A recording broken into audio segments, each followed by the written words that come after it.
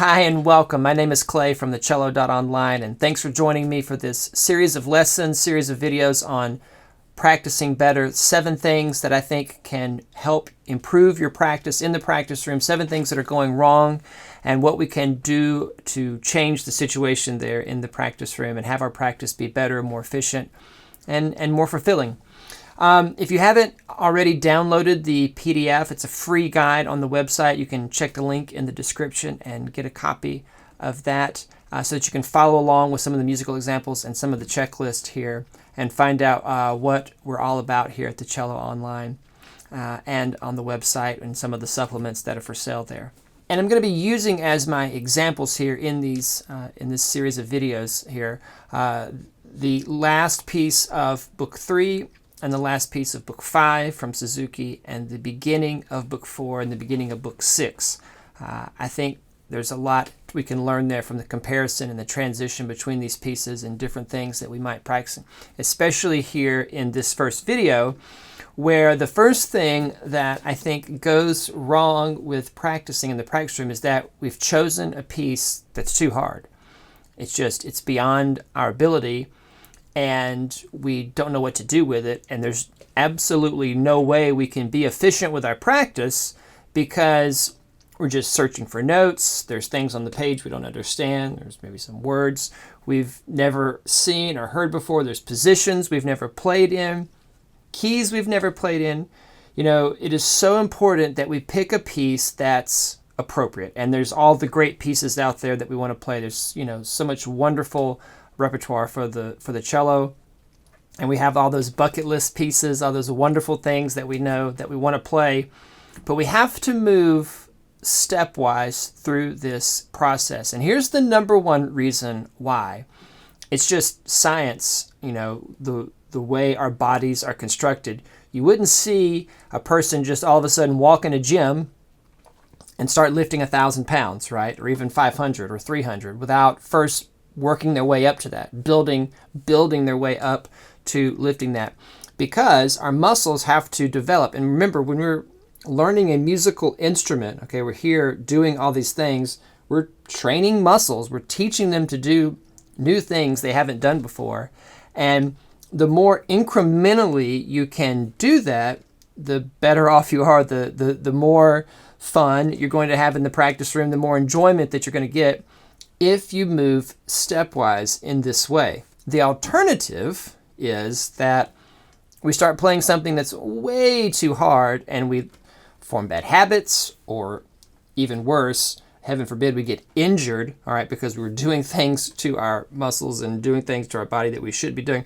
You know, and I actually have a hard time saying all of this because I'm of the mind that we should always challenge ourselves and go for it. You know, if there's something that you're really passionate about, if you really want to do it, then yes, you should try it. You know, we're here to learn this instrument and enjoy it and get all of the wonderful beauty and joy and music making and artistry and all those things out of this instrument.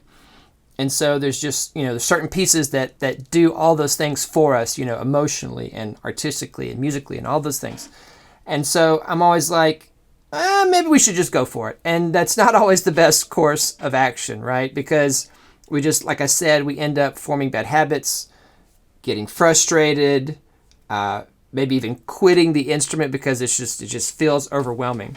And probably the number one mindset change that you need to make about this is when it comes to time and thinking about the future and planning, right? So you have to take this very long-term approach to when you're learning and deciding what you're going to practice and what you're going to play.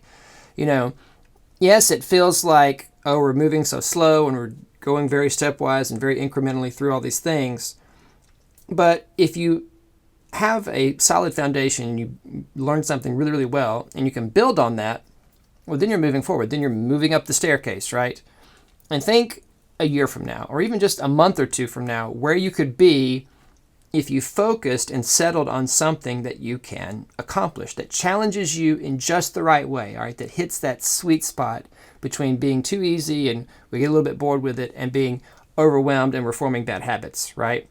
So where could I be long term if I get settled and get focused, all right, on something. Now, how do I decide? How do I decide what is an incremental step for me? Well, as you know, love using the Suzuki books, love using the Suzuki method because the pieces are very well graded. It's one of the great things about them is that they're moving very stepwise. And we're going to talk about that more here as we go through the videos. But everything is building and going.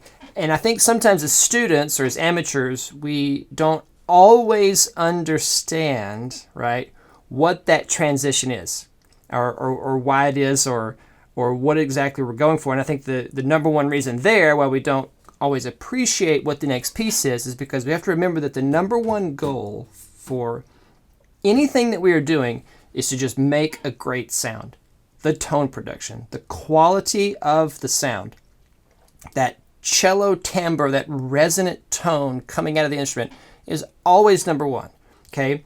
It's not about flashy, going up and down the fingerboard, although that's fun, right? And do all sorts of interesting things and play fast stuff or whatever it is that you're into. But in all of it, we gotta make a great sound. And if we're keeping that in the back of our mind, it doesn't matter what we're playing, right? If we're really challenging ourselves to do that in the absolute best way we can, I mean, you know, play Twinkle, right?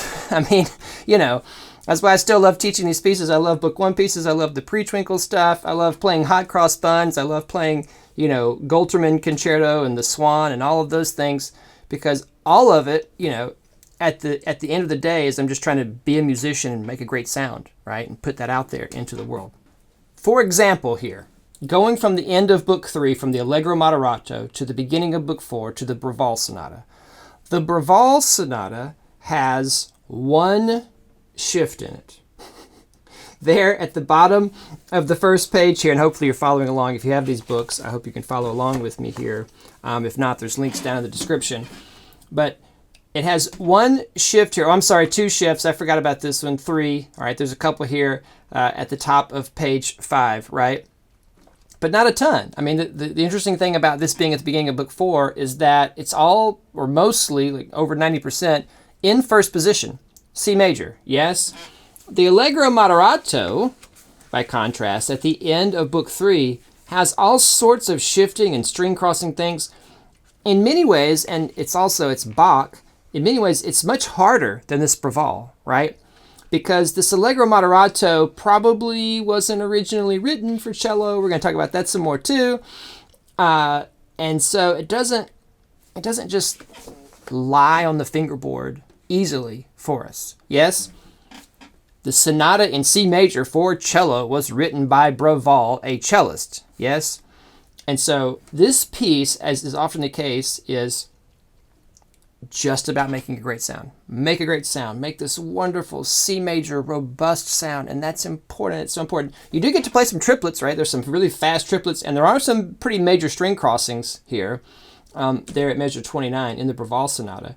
So there's some things to do in this piece, but it's, you know, I think we forget the essential musical thing that we're trying to achieve. And so we look at it and we go, this piece is easy, which is just a complete mistake when we have that mentality about whatever it is that we're learning, okay?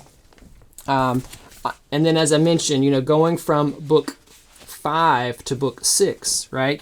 Like comparing, here, and I'm looking at here in Book 5, so I hope you're following along with me. All right, going from the Arioso, which is actually not the last piece in Book 5, but I love this example.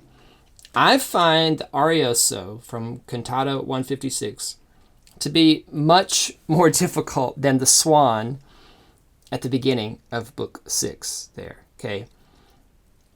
Perhaps I've just practiced the Swan more, okay? Maybe I haven't played the Arioso as much. But the Arioso, because of the string crossings and just some different things and places it goes on the fingerboard, it's really hard to play that piece in tune, right? I mean, it is extremely difficult to play that piece in tune. The Swan goes up high, okay? It shifts all over the place, but it was written for the cello, yes? That makes it much easier, actually, okay? And this is another thing I think we fall into, especially in Suzuki method, is like, what book is something in? Where are you in the process, all right? As some determining factor of how difficult or how good you play or how difficult the piece is that you're playing.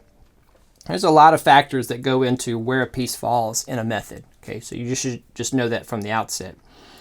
So how do I decide, all right, for myself, right, how to go or what to decide to play next? You know, something should challenge you in just the right way, right? Maybe it adds a couple of shifts, or maybe it adds a few notes, all right, to your library, okay, your vocabulary of fingerboard geography here. Maybe it adds a sharper flat to the key signature of one you've never played in. Certainly not adding 3 or 4 flats or sharps, yes? But something which, you know, challenges you, or maybe has some rhythms. Maybe we're not just talking about notes on the fingerboard. Maybe it stays in a position or stays with some notes that you are familiar with, but introduces like triplets, like in the Bravaal Sonata where we introduce some fast triplets. Or in the Bravaal Sonata where it introduces string crossings. We do lots of string crossings in the Allegro Moderato at the end of Book 3, but we're crossing 2 strings, right? Or, you know, the stuff where we're crossing from the C string to the A string in the Bravaal Sonata, which is something we haven't done yet in any of the pieces when we get there. Still in first position. And you see there, right? I'm not going super advanced on every single aspect of the music. I'm looking and finding something, you know, just one something that's going to challenge me here in the piece. And that's why these pieces are considered to be so well graded, all right, because they do this for us as cellists, as students, is adding little things along the way that push our playing forward, okay? So, on the checklist here for this first lesson is, are there things, all right, if I'm trying to decide on a piece to learn, are there positions on this cello that I have not even played a scale? Like if I've not even if it goes up into the 3rd and 4th octave and I've never even played scales there, I probably should choose something a little easier until I've done some scales there. Does it have lots of string crossings that I've never done? Or does it have string crossings at a rhythm and at a tempo, all right, that I have never experienced before? Maybe I've done some string crossings, right? But the rhythm or the speed looks like it's just going to present too much of a challenge. Yes? You know, are there other bowing techniques, articulations, combinations of bowings in this piece that I've never done? Or is the bowing pretty straightforward? Okay? So, look through there, all right? Look at the checklist, all right? Use it to help you decide where you are. And if you can choose a piece that is the most appropriate for where you are at this time, obviously the practicing part is going to go a lot better, okay? It's going to go a lot smoother, okay? So, thank you for following along with me. Thanks for watching, and I will see you in the next lesson.